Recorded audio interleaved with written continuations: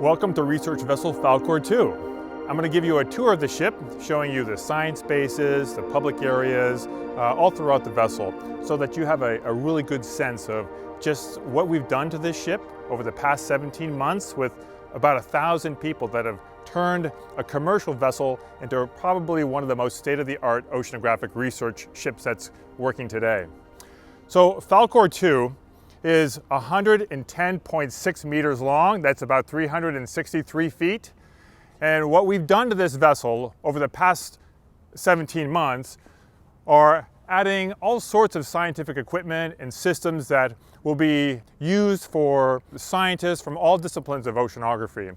We've added science masts, we've added sonar systems and A-frames and cranes and laboratories, new accommodation spaces, new public areas, areas for scientists to set up their experiments, robotic laboratories. We've brought onto Falkor 2 our remotely operated vehicle Sebastian that we designed and built in-house. We've integrated that into the ship, and that's in the hangar. We're going to take a look at that. The ship has a capacity of 98 people. We have 7 to 8 remotely operated vehicle pilots and technicians that are going to support us 24-hour operations. And we're looking eventually to be able to support 30, 40 scientists. So some of the really unique features of this ship are the 150-ton active heave compensating crane that we have a wire that takes the packages down to about 2,000 meters to the bottom of the seafloor. We have hangars for remotely operated vehicles, for our CTD systems.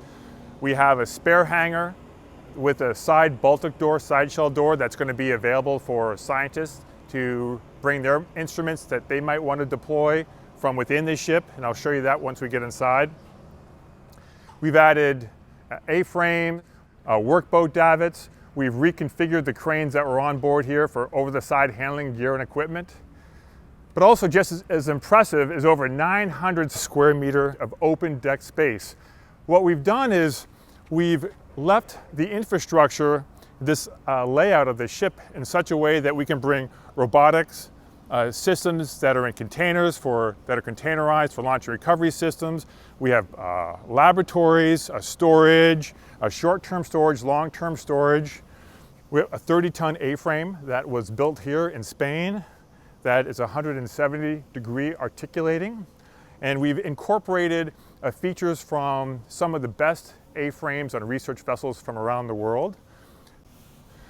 So this crane, this 150-ton active heave compensating crane with over 2,000 feet of wire on it, is able to support deploying and recovering packages off the side of the ship, but also through the middle of the ship, through the middle of the aft deck. We have a 7.2 by 7.2 MOONPOOL that we can remove the hatches when we're sitting at the dock, and then we can go offshore and we'll be able to use the crane to support lowering and recovering equipment from the MOONPOOL, or we can bring other equipment to go into the MOONPOOL. Also, one of the unique things, interesting that I'm standing here at the dock, is that we can now go around the world to various really remote ports where they don't have that shoreside infrastructure with cranes for mobilizing and demobilizing and lifting large containers. We can do all that now in-house with our own cranes, whether there are smaller cranes that we have here on the aft deck, or this large crane, this 150-ton crane that is in the middle of the ship. An important feature that we added to the ship while we were here in Spain is an outdoor lounge. And we had an outdoor lounge when we had our Falkor vessel, and we wanted to emulate that on this ship, and we had a lot more space.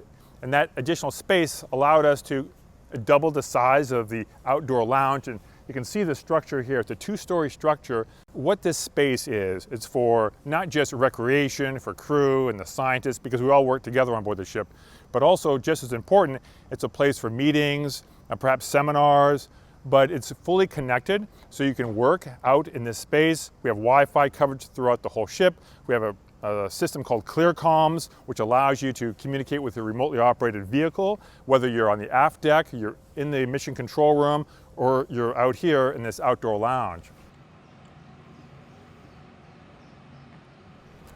This is the 900 plus square meter open aft deck space with pine wood timbers in between a steel structure that we can weld pad eyes to for lashing containers, whether they're laboratory containers, they're containerized launch and recovery systems, or just storage containers. This is our large offshore winch system that we have. That's a 5-motor active heave compensating winch with a .680 style or size wire that we can run through our new A-frame. The winch is what we use on our remotely operated vehicle Sebastian on board Falkor, and we've been able to repurpose it here onto this ship. Again, it's tied down to the deck, secured with the proper bolted to the steel structure. It's cabled and networked in. We'll be able to control this remotely from inside the ship. And here the 30-ton A-frame that we designed in collaboration with the shipyard and with Ferry here in the Vigo area. And it's a completely articulating A-frame. It goes 170 degrees between all the way inboard to all the way outboard. And we have a dual tugger winches across the lintel beam on the top. And then in the middle, you'll see a shorter beam. It's called an oceanographic bar with a sheave, and that's connected to another winch, a lifting winch. And then, of course, we have a bolt pattern that we installed at the very top of the lintel beam for adding additional bits and equipment. And we have a small tugger winch over here that's embedded into the ship that we can use to skid gear and equipment across the vessel if needed. We have 2 Falkor cranes. They're 1.3 ton at the longest reach cranes. We have one in the starboard quarter and one up forward at the most forward end of the open deck area. But we have cameras back here. We have Wi-Fi. We have ClearCom systems. We have data ports. So we can create laboratory space here. We can put over-the-side launch and recovery gear and equipment that scientists might bring to install on this part of the ship. And don't forget, we have this 150-ton active heave compensating crane for launch and recovering and managing gear and equipment over the side, the port or starboard side, as well as down to the middle of the ship in the MOONPOOL. This is the new 8-ton tilting workboat David that we had built here in Spain to manage our workboat. And this is what we can launch and recover the boat when it's underway at sea. As you can see, lots of storage space, and we're already taking advantage of it.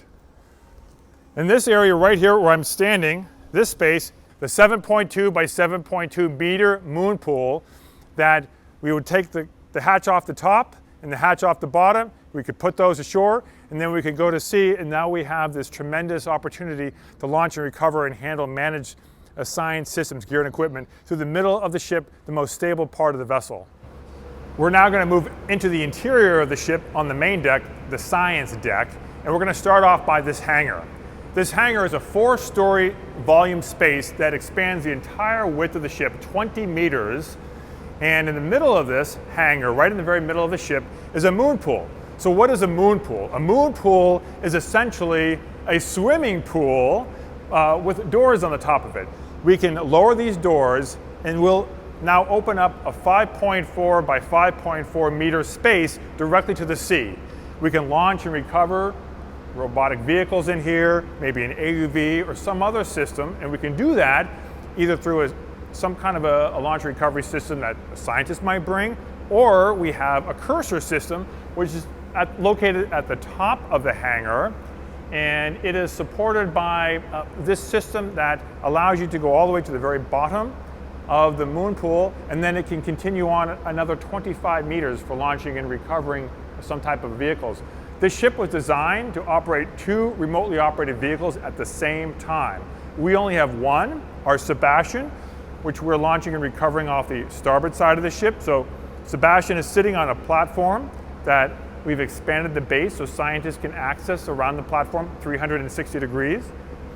We can open the side shell door, launch the vehicle over the side, and we can remain on station far longer than we ever could have with Falkor. And why is that? And that's because the ship has 3 bow thrusters and 2 stern thrusters. And the stern thrusters are Voigt-Schneider propellers. Voigt-Schneider propellers are essentially egg beaters. Think about it, vertical blades, like an airplane blade, but vertical, that spin around at a high rate of RPM. And within 8 seconds, you can change the pitch, the direction of these blades, so you could be going full ahead to full astern in a fraction of the time. But that allows for precision location over the seafloor, whether it's for remotely operated vehicle launch and recovery, or we're trying to recover perhaps a buoy or a float or an AUV. But the stability of this ship, the launch and recovery system, makes it just an excellent deep sea platform. And that's what we're really trying to focus on here. So we've got the A-frame over there with the remotely operated vehicle that we built. We have this MOONPOOL for launching and recovering vehicles or other systems within this sheltered space. But then on the port side, we have your traditional kind of workhorse system of every oceanographic research vessel, our CTD water sampling system. This we brought over from our other ship, from Falkor, and it is supported from a J-frame that when we open this 4-story door, we can launch and recover the CTD system over the side, and we can control it from inside the computer and electronics laboratory. When we bring the CTD water sampling system back to the deck, we can open the petcocks, we can take water samples, and the water that we don't need, we can drain it right to the floor of this unique deck that we constructed, and it can go through drains, and so the remainder of the hangar can stay dry. We've added 8 laboratory spaces on this ship. This is laboratory number 1. This is the dirty wet lab. This is the area where the scientists, the researchers, engineers, technologists, they can begin processing the materials or the samples that they've just brought up, perhaps from the hangar side, on the port side, or from the ROV perhaps, or maybe it's on the aft deck. But this small area is kind of your stage 1 on this ship for sampling management. We've added a gas manifold. We have 5 different gases that we can support on the ship. We have hydrogen, we have nitrogen, we have oxygen, and we have carbon dioxide. Plus we have one more for scientists to bring what they choose, an inert gas. We've added compressed dry air in every laboratory, deionized water, cold water, hot water, uncontaminated water, and incubator water. A couple of the other laboratories, we have microplastic water. So we're in a 2-story space here. Originally, this was built for an observational ROV, but we can use it for any type of system that the scientists may want to bring, roboticists, engineer, technologists.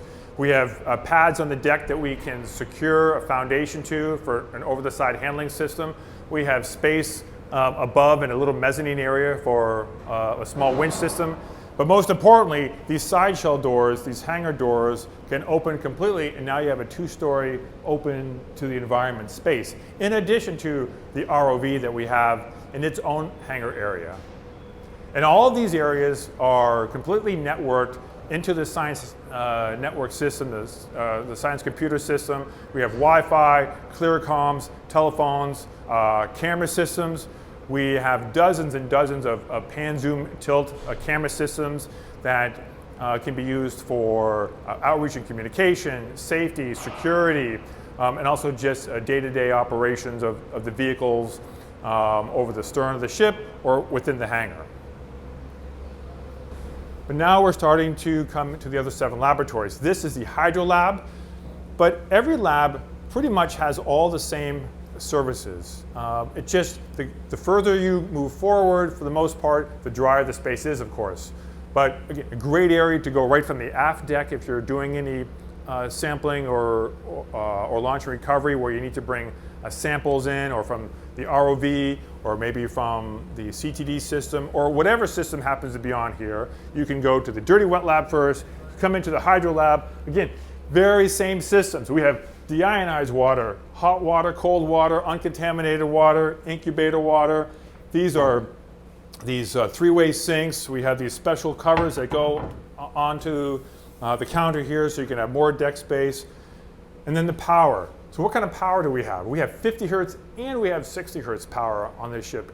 we have UPS power, backup power, and we have clean power. So that's your science power. We have servers throughout every laboratory space. We have a main server room for the scientific computing systems and the data collection systems. And then one deck below, we have the server room for all the sonars, the multi-beam, the echo sounders, single beam echo sounders, sub-bottom profilers, everything that's down in the gondola space. We have Unistrut that's on the wall, on the bulkheads, and then on the ceilings throughout the entire ship here. So there's no need to bolt anything into the wall. You may need to bolt something onto the deck, but we can attach things to the walls that you might need. We have securing points at the front of every counter. We have securing points at the back of every counter. We have flammable lockers, hazardous material lockers. We have acid lockers, hazardous waste storage areas. Again, multiple telephones. And every monitor on the ship can be a quad screen.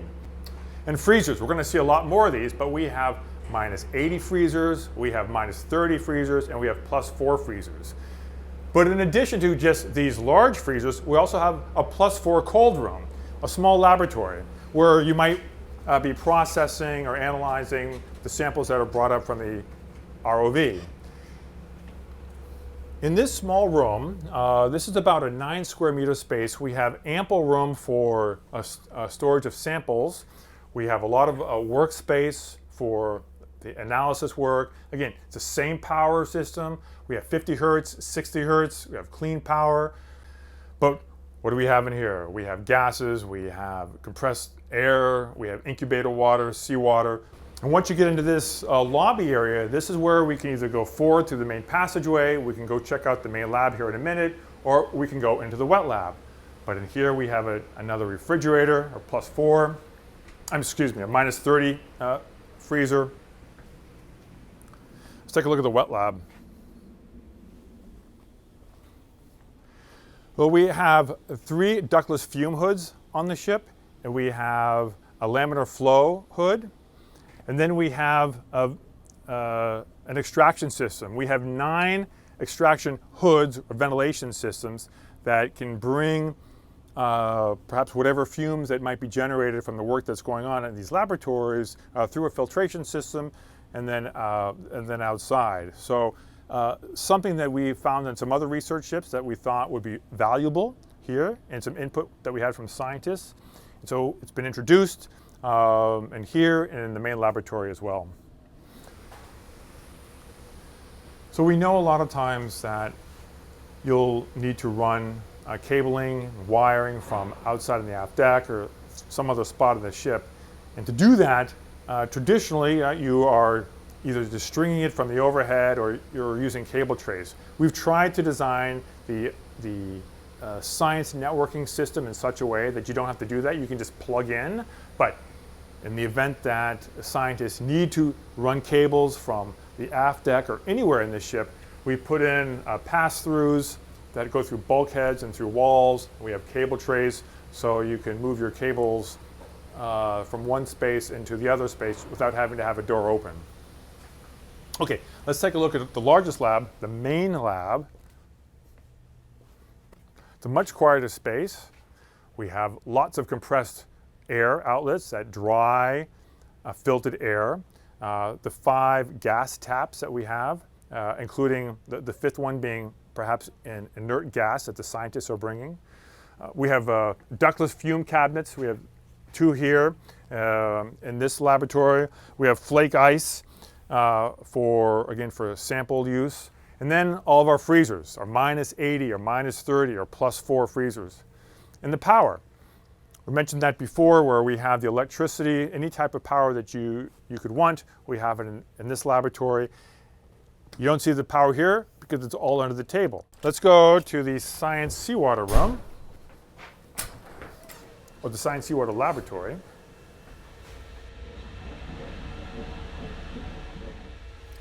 So this space is for scientists and also for ship's crew.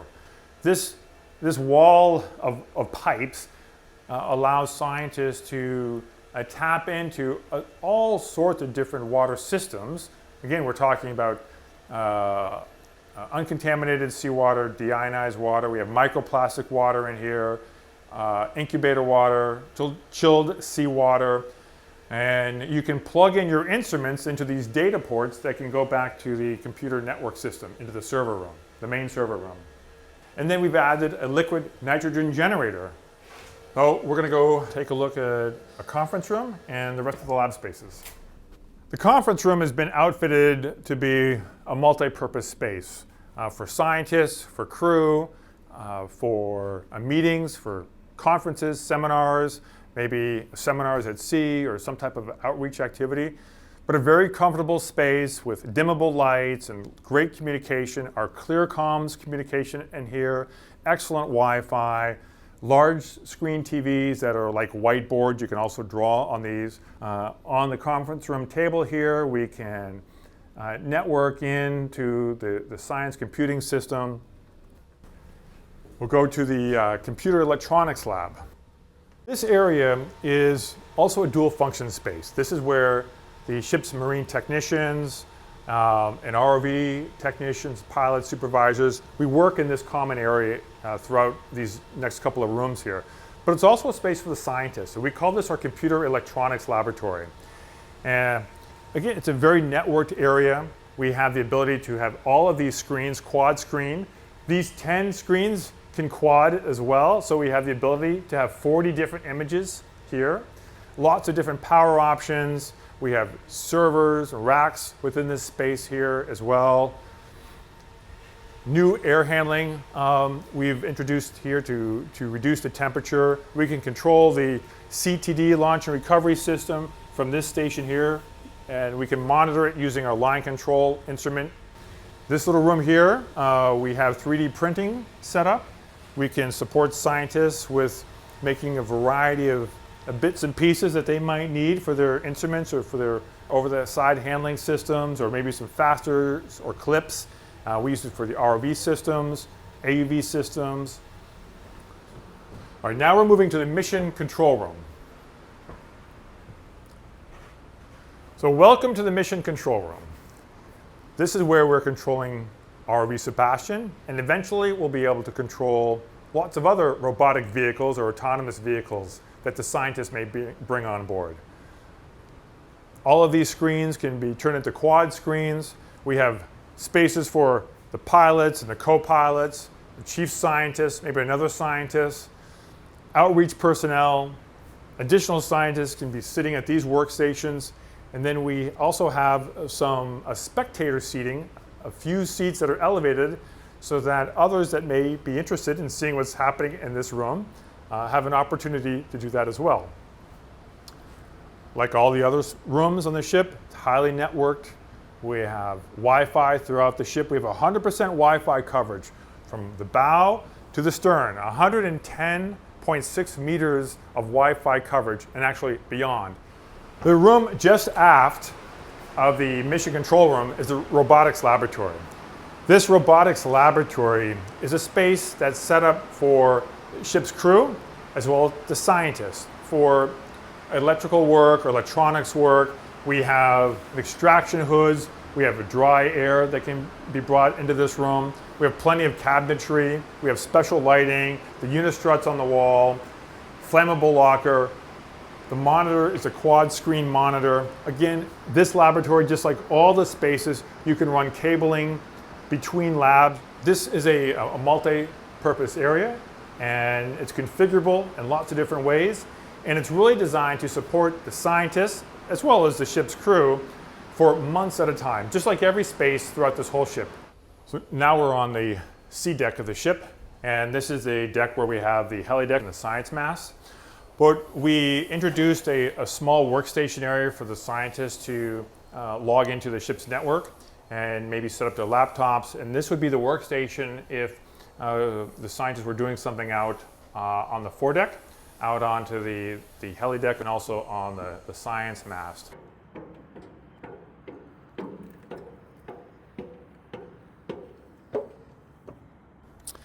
All right, up here on this aluminum mast structure, which actually can be lowered down so it's completely flat with the same height as the helideck, We did that for the purpose in the event that we ever needed to put a 19.8-ton helicopter landing on this deck, but for all intents and purposes, we don't expect that to happen. But this is all about the science up here. And some unique features that we added are these mast points for connecting instrumentation that the scientists may bring, as well as some instruments from us. We've added a socket feature here where you can install heavier equipment down to these deck sockets that we're calling the Schmidt Ocean Institute deck socket pattern. And we have multiple camera systems here. We have 2 cameras, pan, zoom, tilt, up, forward, as well as dozens of cameras that go all the way aft that are on the A-frame and on the stern and down through the rest of the ship. But up here, this is all about science. This is not a primary navigation mast. We had one already that recessed into the helideck. But of course, we do have your typical bow light that's required, or navigation light systems. But this is a science platform, and it's the forwardmost spot on the ship. This hangs out well over the water. So hopefully it's the cleanest air and the most undisturbed air for sampling. Well, the great vantage spot right here on the top of the science mast is that we can actually see the bridge deck, and that's where we're going to go next. We're going to walk down here, go back through the sea deck level, and then up to the bridge deck. Okay, welcome to pretty much the most upper deck on the ship, the bridge deck. And the first thing that you're probably going to notice is just the incredible, immense space. As soon as we came up to the bridge, when you come up the stairs, you'll see this operating station here where the DP operator, or in our case, the ship's navigation officers, are going to control the ship when we're launching and recovering ROVs, AUVs, doing CTD casts, putting other science gear and equipment over the side.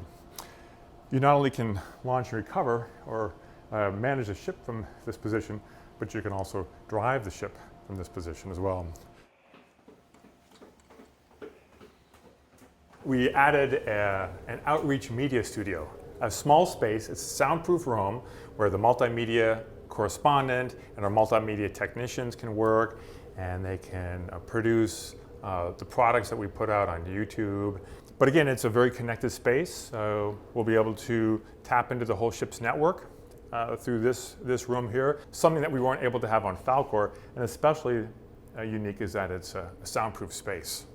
Now we're going to go out to the 2-story or 2-deck outdoor lounge, and then down to the aft main deck.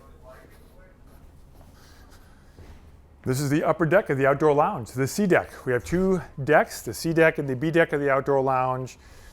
And right now you can tell that all the furniture, of course, is all stored away. But from here, take a look at what's happening with our 2 Powfinger cranes, our ferry workboat davit, our ferry A-frame. Okay, we'll go down to the B deck. This is the deck where we have our lounges and a room called the mess, or the mess room. And the idea behind this deck is to really have a place where you can get away from work for a few minutes. So as we go around the ship, you'll take a look where down in our laboratories, it's very business oriented, very focused, typical what you might find on a research ship.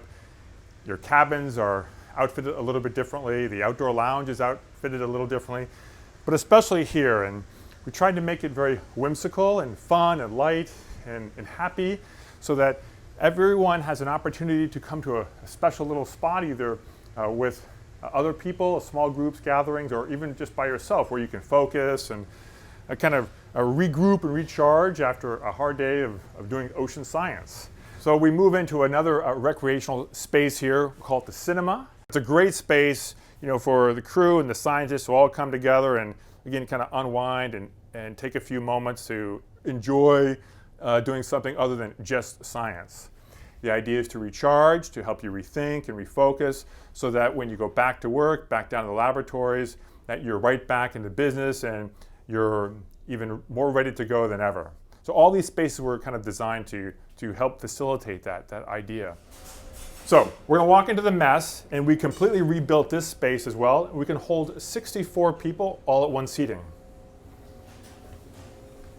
So here, we recreated as, again, a space that was originally one open room, and we've divided it into 4 different sections. All of these windows are new. You know, we've doubled the size, again, so you can get this real feeling that you're connected with the environment. It's fantastic for the crew and the scientists that are on board here. Really gives them an opportunity to, you know, not just engage with each other, but we've seen already it's lifting spirits.